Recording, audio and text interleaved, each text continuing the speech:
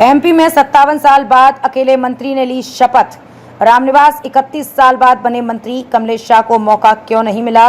विजयपुर से विधायक रामनिवास रावत ने सोमवार 8 जुलाई को कैबिनेट मंत्री की शपथ ली। एमपी में ये दूसरा मौका है जब किसी अकेले विधायक ने मंत्री पद की शपथ ली हो। 57 साल पहले 1967 में पहली बार अर्जुन सिंह ने अकेले शपथ ली थी। उस समय डीपी मिश्र की सरकार थी। रावत 31 साल बाद दूसरी बार मंत्री बने हैं। इससे पहले वे दिग्विजय सरकार में कैबिनेट मंत्री थे। अब सवाल यह है कि रावत को आनन फानन में मंत्री क्यों बनाया गया। मंत्रिमंडल का विस्तार अमरवाड़ा उपचुनाव के बाद भी किया जा सकता था। अमरवाड़ा विधायक कमलेश शाह को कांग्रेस से इस्तीफा देने से पहले मंत्री बनाने का आश्वासन दिया गया था। भाजपा क्या शाह को भी रावत के साथ मंत्री पद की शपथ दिलाना चाहती थी? यदि ऐसी रणनीति थी तो फिर पार्टी पीछे क्यों हटी? रावत को मंत्री बनाने से बीजेपी को क्या फायदा मिलेगा?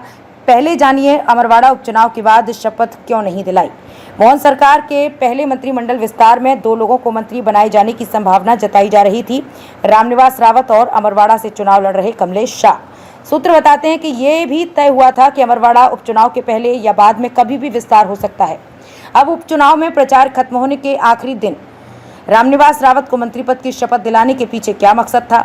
दरअसल रामनिवास रावत ने बीजेपी ज्वाइन तो की थी, लेकिन उन्होंने विधानसभा की सदस्यता से इस्तीफा नहीं दिया था। संवैधानिक तौर पर वे कांग्रेस पार्टी के ही विधायक थे। जब वे विधानसभा का मानसून सत्र शुरू हुआ तो कांग्रेस की तरफ से विधानसभा अध्यक्ष नरेंद्र सिंह तोमर को पिटीशन दी गई कि रावत की सदस्यता समाप्त की जाए।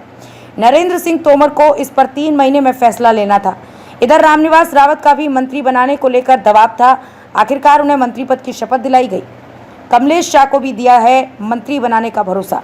बीजेपी ने अमरवाड़ा से चुनाव लड़ रहे कमलेश शाह से भी मंत्री पद देने का कमिटमेंट किया गया है। रावत को मंत्रिमंडल में शामिल करने की खबर के साथ कमलेश शाह को मंत्री बनाए जाने की चर्चा एक दिन पहले शुरू हो गई थी। देर शाम तक ये चर्चा चलती रही। बाद में खबर मिली कि शाह को मंत्री नहीं बनाया जाएगा। बीजेपी नेताओं की तरफ से कहा गया कि विधि विशेषज्ञों से परामर्श के बाद शाह को मंत्री बनाने का फैसला टाल दिया है। जानकार कहते हैं कि शाह को मंत्री बनाने में कोई संवैधानिक अड़चन नहीं थी। संविधान के आर्टिकल 164(4) के प्रावधान के तहत किसी भी व्यक्ति को बिना निर्वाचित हुए 6 महीने तक मंत्री पद पर रहने का अधिकार है। इस संवैधानिक प्रावधान के अनुसार मुख्यमंत्री की सलाह पर राज्यपाल से किसी भी व्यक्ति को मंत्री पद की शपथ दिलाई जा सकती है। उसके बाद 6 महीने के अंदर उसे विधानसभा का चुनाव जीतना जरूरी है।